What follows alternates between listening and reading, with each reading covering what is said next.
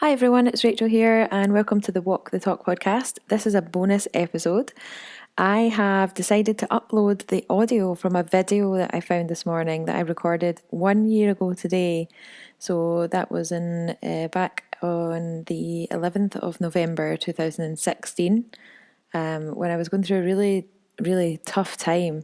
And it tells you a little bit of my story, and I wanted to include it in the podcast just as a bonus episode this weekend, so that you can learn a little bit more about me, your host, and hopefully it will inspire you to take action in your life as well. So I'm just going to upload the audio from the video. It was recorded outside, so there's a bit of background noise and things, but I think you should be able to hear the gist of it. So enjoy this short episode and have a great weekend.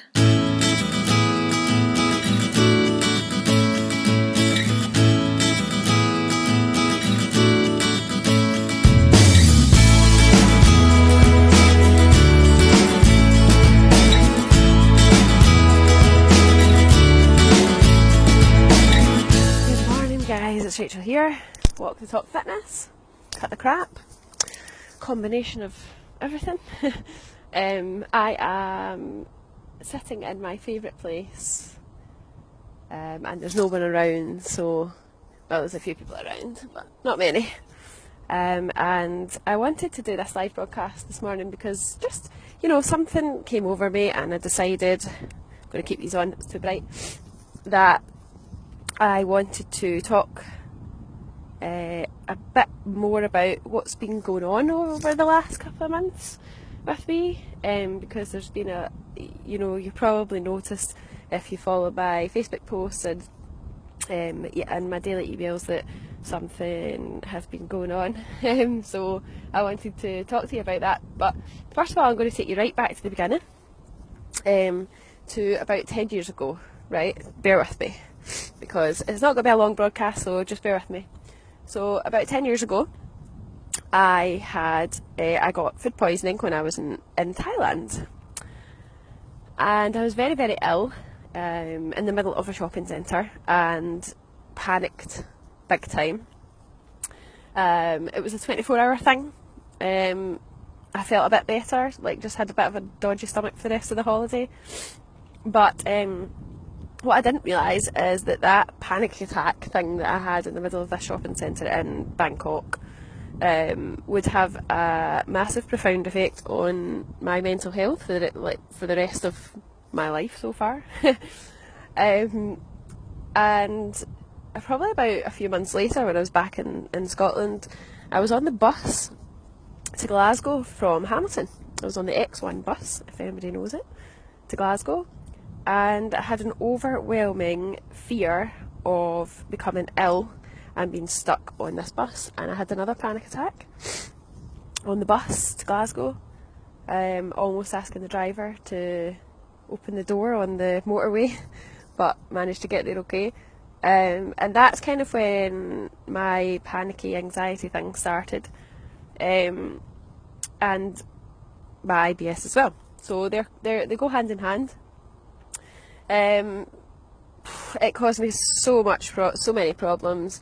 I ended up not being able to work for a while.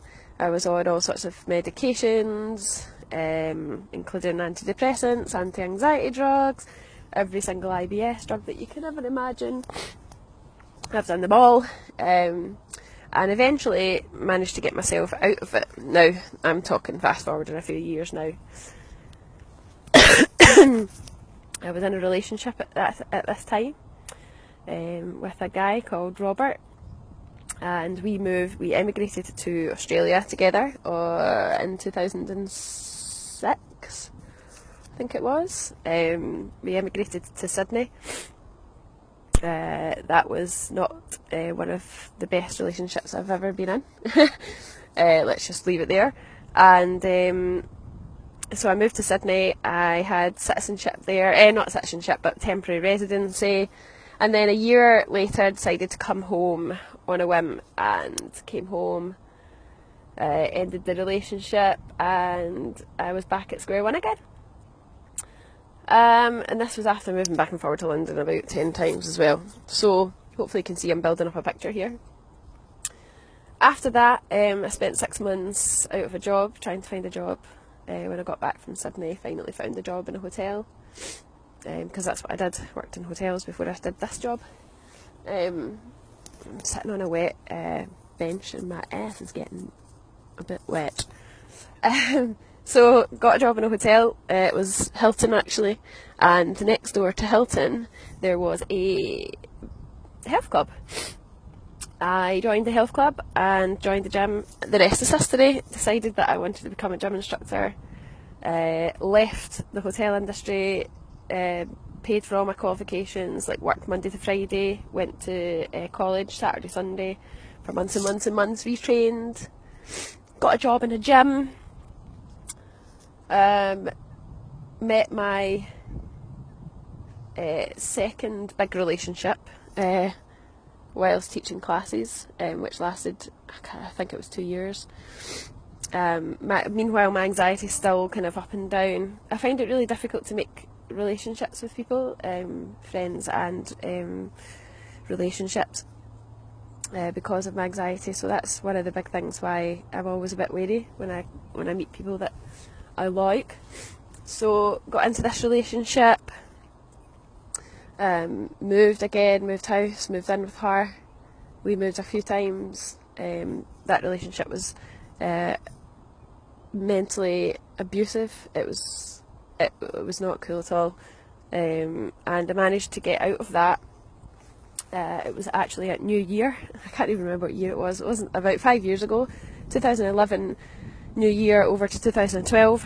That relationship ended, thankfully, eventually, although it left me completely fucked. And I was actually in a gym job at this time, so I was working full time in a gym and really, really didn't like it at all. In fact, I hated it. And I spent the last few months of that job hiding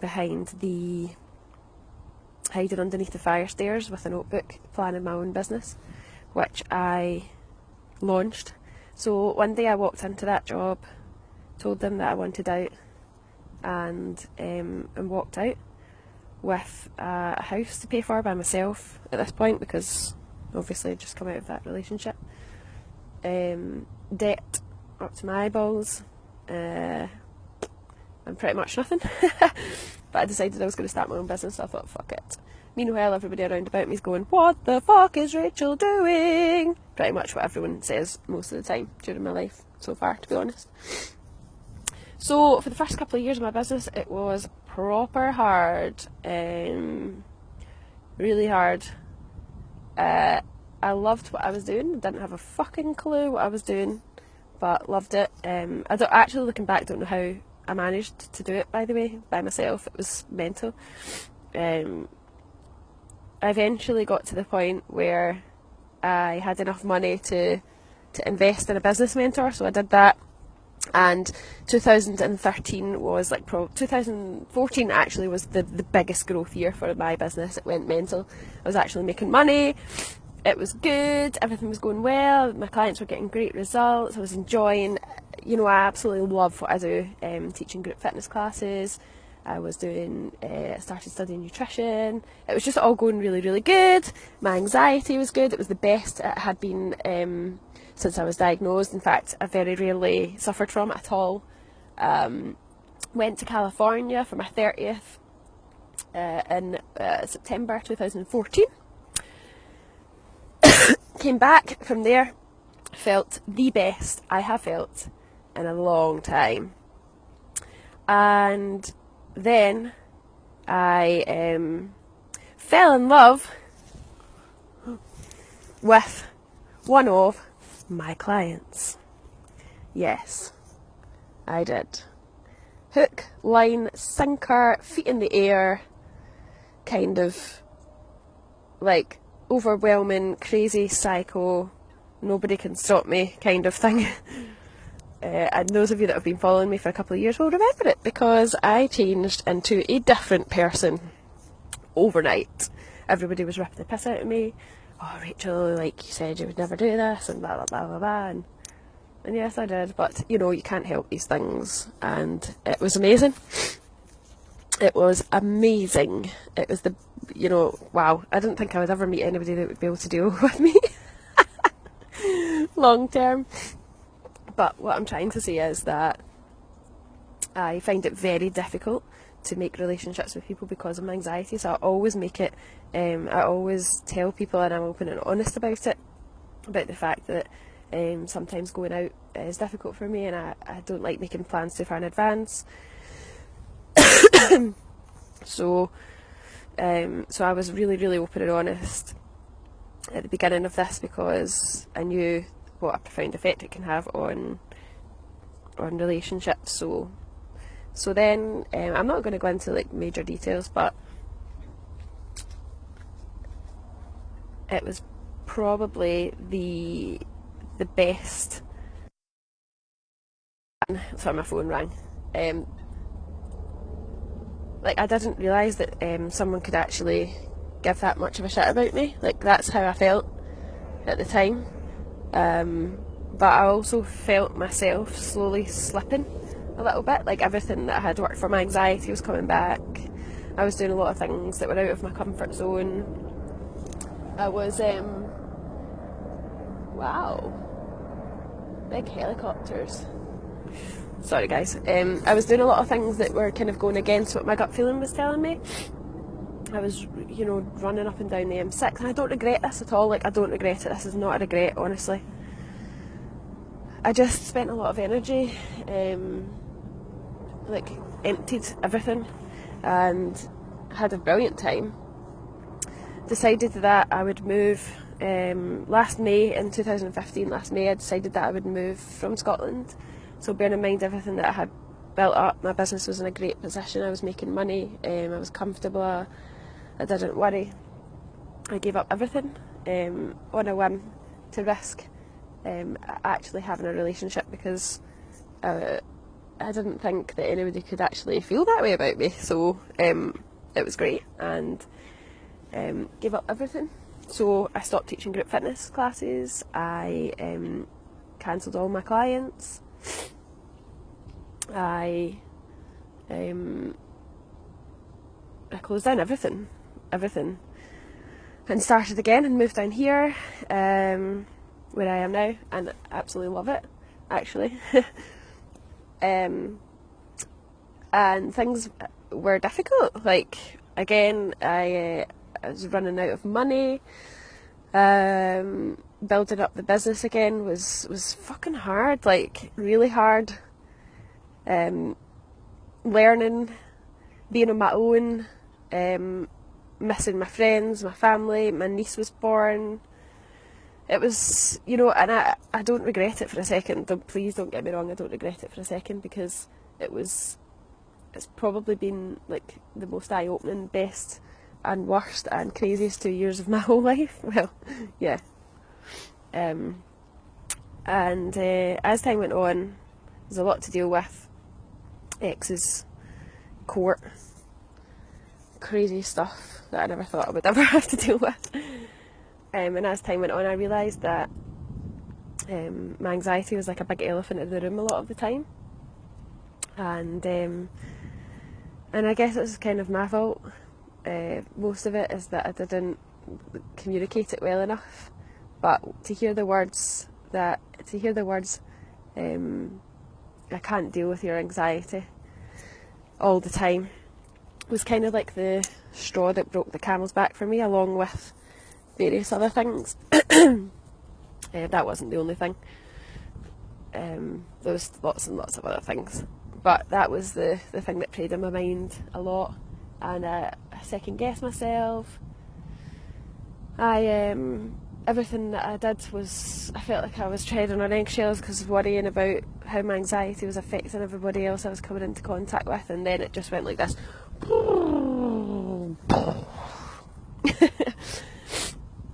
So I made the decision that I wasn't happy, and this decision was not made overnight. It was made over several months, and made the decision again to go out on my own, and here I am, sitting in one of the most lovely places. Let me show you. I don't know if you can see it. Here it is. My favourite place. My favourite seat. So that was 8 weeks ago. Almost to the day. And that's when things have been going a bit mental. So let me tell you what's happened since then, and this is a very short version. I thought I was fine. I thought we had made the right decision. I felt fine. I was travelling up and down the M6 again, seeing my mum, my sister, my friends. Business kept going. Everybody was asking me if I was okay, and I was fine for a few weeks. I actually was shocked at myself. I was like, how come I feel so fine? Obviously thought I'd just made the right decision and everything was fine. And then 2 weeks ago, so 2 weeks ago today, everything came crashing down. Like, it was as if somebody had just taken a sledgehammer to my head. And I woke up last Friday, 2 Fridays ago, and I couldn't get out of my bed. The anxiety was just overwhelming. Like, what have I done? I live in this place, and I don't know anybody. I'm on my own, and what the fuck am I going to do? And I'm not telling you this for sympathy, I'm telling you because it's made me like a different person, and it makes me able to help you guys more. I realised that it wasn't going to be straightforward. Everything came crashing down, like literally the thoughts that were going through my head were frightening me. I couldn't get out of my bed. I cried for 2 days, like non-stop, 48 hours solid.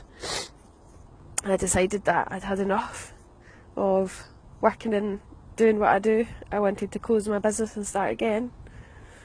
I didn't think anybody, I thought everybody was out to get me. I thought I'd made the biggest mistake ever. I just felt like everybody was out to get me and nobody was helping me. And in reality it was actually me that was the problem, not everyone else. So, yeah, and that doesn't even count going to Crete. And yeah, I went to Crete and lasted 3 days and had to come home early. Booked flights to Australia, couldn't go because I was so ill. Luckily they've been changed to February now. I think my mental health just took a massive dip, and it took me a few days to realise that I needed help.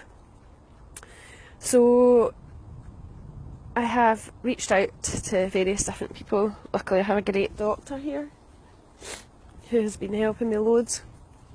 I've resisted getting any help for a long time because I thought I could do it by myself, but I realised I can't.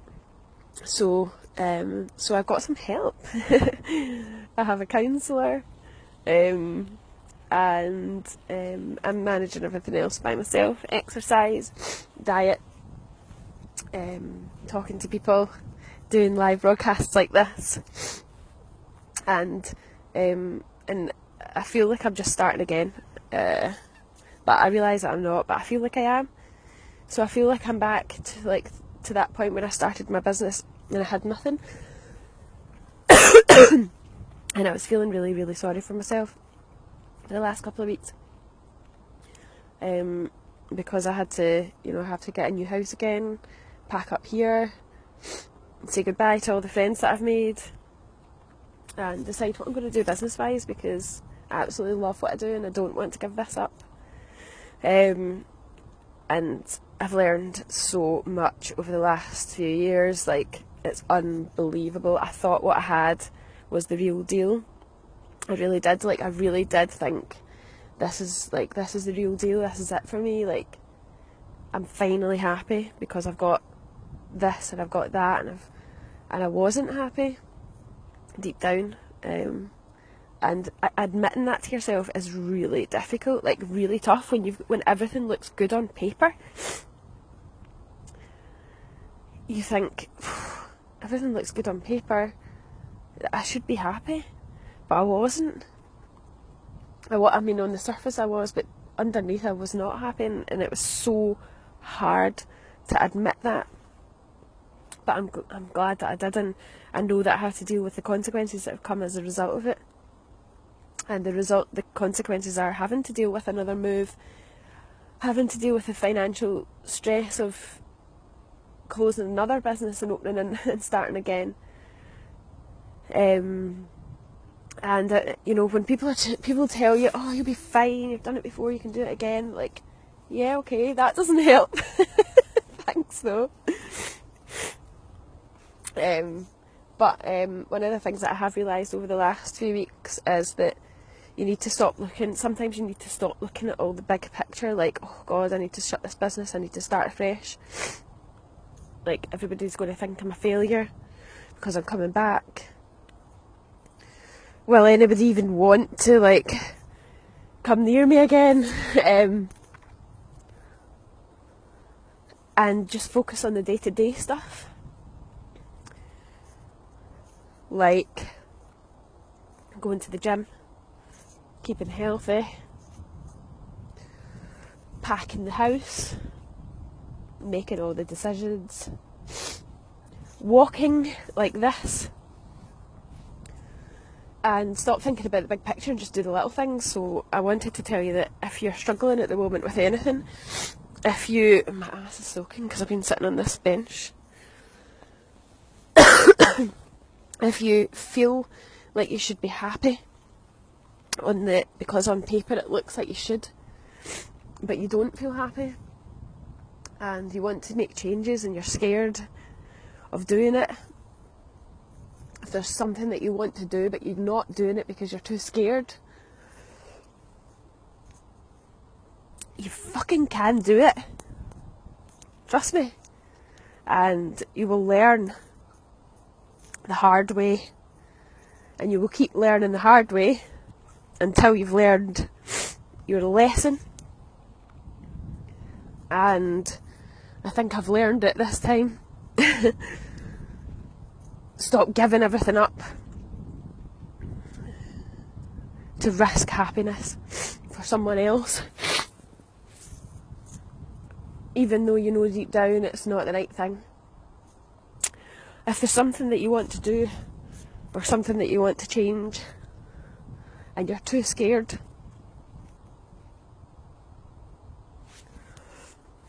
just fucking do the small things. Take the small steps first. Take your time and don't rush it, because you'll make the wrong decisions if you rush it. Listen to the advice that people are giving you, but don't make the decisions based on someone else's advice. Make your own decision, and don't doubt yourself. My friend James told me, because last week I had a total meltdown and thought I'd made the wrong decision about moving back to Scotland. He calls it buyer's regret. So when you make a gigantic decision in your life, stick by your decision, because your gut feeling has told you what you need to do. Even if you regret it afterwards, keep going. I won't be shutting down my business. Thank fuck. I finally got over that. I will be continuing to do what I do, and I really appreciate your support.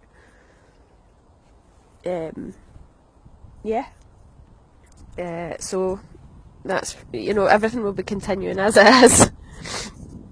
And sorry if I've been a bit weird recently. I've really been trying to stay normal on social media, because it's not something that I like to broadcast. I don't like broadcasting how I'm feeling. And I know that the way I've been acting recently has affected my business a lot. I'm on the way back up now. Yay! Yay! Yay! And just before I go, this is like part 1. I'm going to do a part 2. Just before I go, and my battery's about to die, I want to show you this beautiful place, and one of the reasons why I'm so grateful that I'm here. Look at it. Look at it. I've got the cold, sorry about the sniffing. It's proper gorgeous. Look at it. And this is my favourite seat. If my battery dies, then my battery dies. This is where I sit in the canal. So yeah, thanks for listening, guys. And I suppose I'm just venting a little bit. I'm going to continue my walk now, and I'll update you with what's going on. I have 6 more days here, so I'm going to enjoy every second of it, and I will see you in the group as normal. Back to my usual self and let you. It's me again. I actually can't believe that was me this time last year. When I look back at that, I think, wow, like, I wish I had known what was coming next. So I hope you've enjoyed listening to a little bit of my story. I will do an updated version for you over the next few weeks, but I just wanted to pop that in as a bonus episode. So enjoy your weekend, and I will speak to you with your next instalment of the Walk the Talk podcast on Friday next week. Take care. Have a good one.